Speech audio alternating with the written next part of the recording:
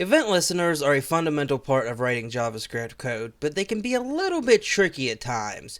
Let's take a look at how they work and how we can use them in software applications. Hey everyone, I'm Kylan and I like learning about software applications and programming, and I love passing that knowledge on to others. So if that sounds enjoyable to you, make sure you hit the subscribe button and let's get right into it. So over here in the code, I've just got a basic div with an ID and a class of item. Alright, the class is just being selected over here in the CSS, giving it a background color of green and a static height and width of 200 pixels, so that way we can see what we're going to be clicking on. I've got the style sheet and the script linked here. The script's being deferred so that it runs after the document has been loaded. Alright, so let's go over here to the JavaScript. So event listeners can be added to many different things. Mainly, event listeners are added to elements, or the document, or the window.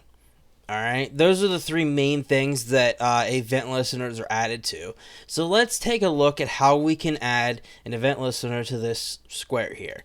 So first things we need to do is we need to select it in the document. So we're going to say const item is equal to document.getElementById, because we're going to be selecting it by the ID, and we're just going to pass in the ID of that item, which is item. Alright, now we've got that item selected here. Alright, and we're saving it inside of this variable. Alright, so now to add the event listener, we need to take that item, and there's a property on it, or a method, that we can do, or we can add, which is called add event listener. Alright, and what this method does is it takes in a couple different arguments. The first argument that it takes in is the listener. So a click or a cancel or a change, whatever type of event that you want to listen for. So we're just gonna put in here a basic click. Alright, so anytime that this square is clicked on, this event listener will fire. Now, it's not really going to do anything just yet because we don't have any code to handle what happens whenever we do click. So that's where the second argument comes in. All right. So the second argument is the event handler itself. Now this can be passed in many different ways. Well, a couple different ways. But let's look at it as the easiest way to do it. The easiest way to do it is to just make an arrow function right here inside of the event listener function. So all we have to do is create an arrow function as an argument, a callback function, and we can handle that event right here inside of the event listener. So if we want to just console.log item was clicked. Every time the item is clicked, now if I bring in the console here, now if I click this, you'll see item was clicked. If you click it again and again and again, now this, like I said, this will fire every time that event happens. So every time I click on this, we'll get another one. You can see it counting up here. We'll get another one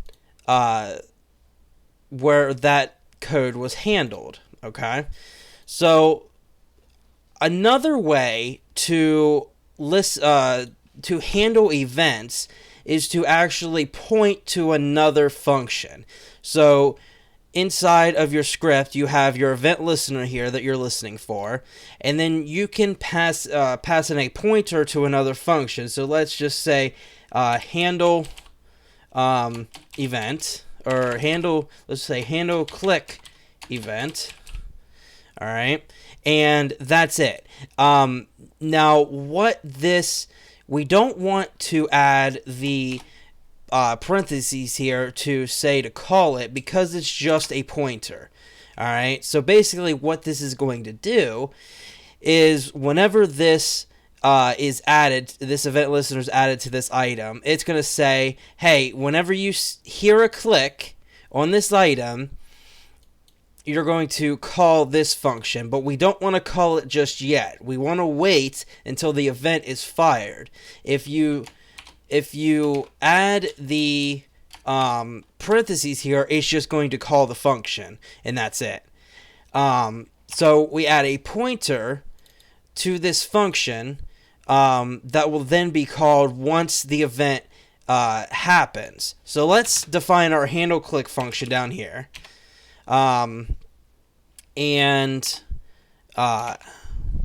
Let's do it the right way. Let's function handle click event. All right.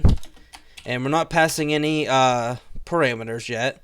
And let's just console.log. There was a click event. All right. Now, if we bring up our console again and we click, see, we've got that is now handling those clicks on that event listener. So it's separated into a different function. And this here is just pointing to this function. And every time that I click on this here, we see that it's counting up again. All right, because it's just it's doing the exact same thing. So let's now take a look at the different events that we can handle with event listeners. There are many different types of events, and I'll link a sheet down below on all of the different types of events that you can add to event listeners, and there's plenty of them. But let's take a look at some of the more basic or more commonly used events and see how those work. Alright, so I've gone ahead and added a basic input type here. It's just a basic text input, and I've given it the ID of input. So let's create, let's add an event listener to that input and change the color of this square every time that something is input into this box here. All right, so the way we do that is we're going to select the input by just selecting document.getElement by ID, and we're going to select the ID of input. All right, and then we are going to add an event listener. So we're going to say input.add event listener, and this is going to be the input event listener. All right, or the input event type. So there's multiple different types that can be added to inputs. There's input event, and then there's also a change event, which input and change are basically the same. The only difference really is that the input event will fire every time something is typed into here, whereas the change event will only fire whenever something is typed into here, and then you leave that space. So let's just do the input for now, and then we'll check out the change event here in a minute. So let's create a handler, and we're going to put this in a different function, and we'll just say handle input. All right, and we'll just copy that down here. We'll say function handle input. All right, we're just going to define our function, and we'll just check if and we'll say item. So we're going to check to see if item.style.background color is equal to green. Actually, we'll do this. We'll change it from between green and red. So we'll check to see if the background color is currently red, then we'll change it back to green. So we'll say item.style.background color is we're going to set it equal to green if it's currently red. Else meaning it's currently green, we're going to change it to red. All right. So now whenever I type something into here, see, it changes as soon as I type something, or if I delete something, it also changes. So if we want to listen for something like if someone's filling out a form and typing in a password or something, we would use something like this to change the, styles on the form to check to see if the password matches. So, if you go to a site and you start typing in a password and it doesn't match, it'll change like a red color and say, hey, your password doesn't match or whatever. That's where something like that would be useful. Now, the change event is very similar to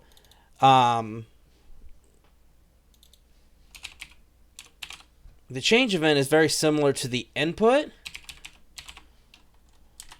and we can actually handle change.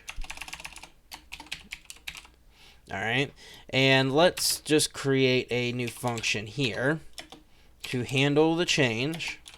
All right, and we'll just basically do the exact same thing here. All right, and I'm just gonna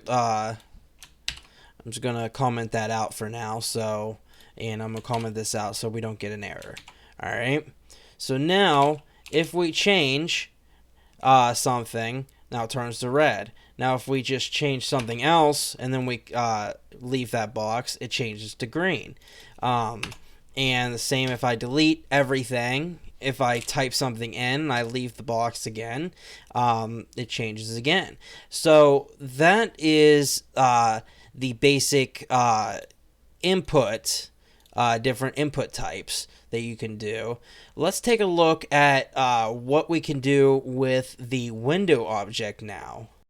So the window object can be used to listen for many different events, just like regular elements, but there's one specific one that is used mainly on the window object, and that event is the resize event. All right, the resize event basically will fire anytime that the size of the window changes. So whenever the width or the height of a window has changed, this event will fire. And this is used for mobile development mainly, but you can also use it for just about anything else that you want to. So let's see how we can use this in a mobile event type of handler. So let's do handle resize. All right, and we'll create our function handle resize, and we'll define it down here. All right, so let's get rid of this, and we'll say function handle resize.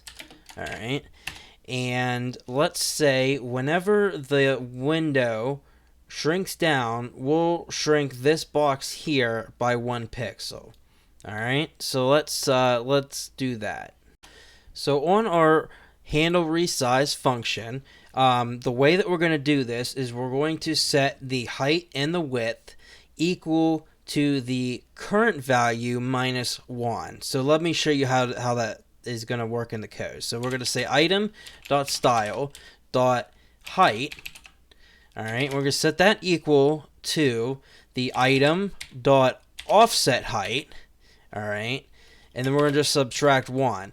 And whenever we're working with heights and widths, we have to also set a value, like a pixel value or percentage, whatever. So we're just going to be working with pixels. So we'll add the plus px there. That way, this is a string, because it needs to have the value whenever we change it. So we'll do that, and we'll also say item dot style dot width. All right, is going to be equal to item dot offset width. All right, we're going to say -1. All right, and then we're going to say plus px. All right, so now that when we resize the window, anytime that we resize the window, it's going to shrink this down by 1 pixel.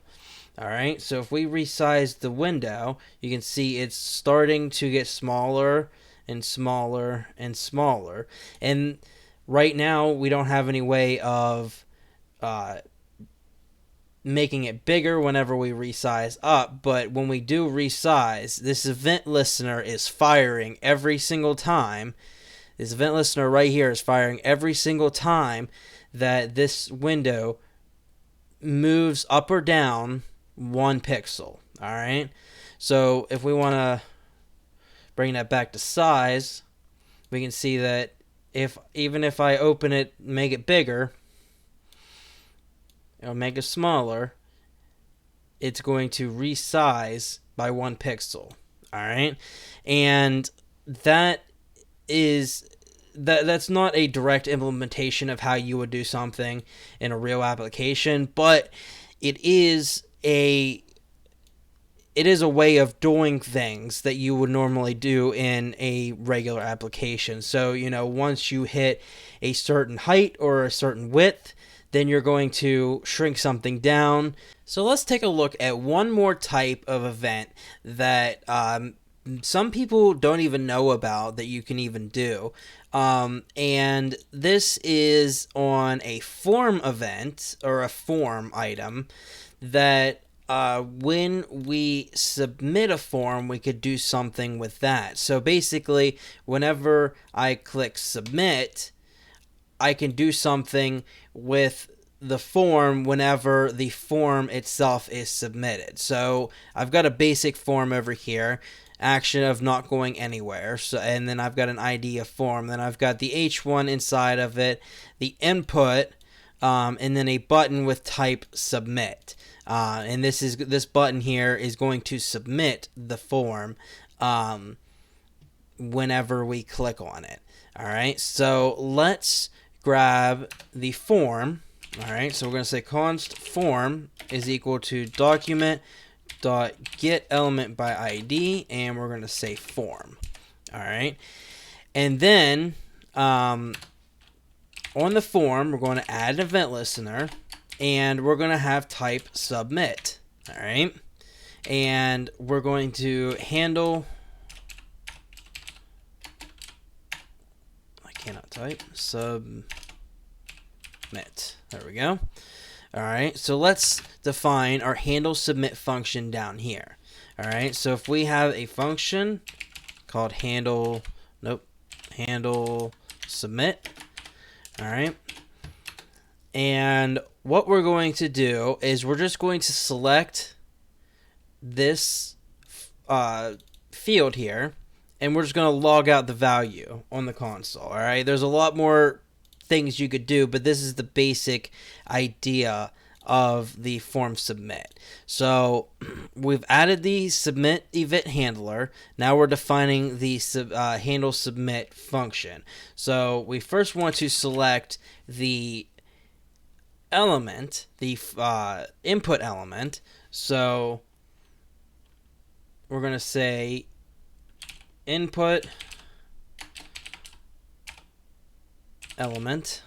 All right, we're going to set that equal to document.getElementById, and I set this ID to form input. All right, so we'll just copy that and we'll put it right in there. All right, so now when the form submits, we're going to select this form input, and we're just going to console.log input element.value. All right. So whenever the form is submitted, not whenever, not whenever we click the button, but whenever the form itself is submitted, we will console.log the value of this input.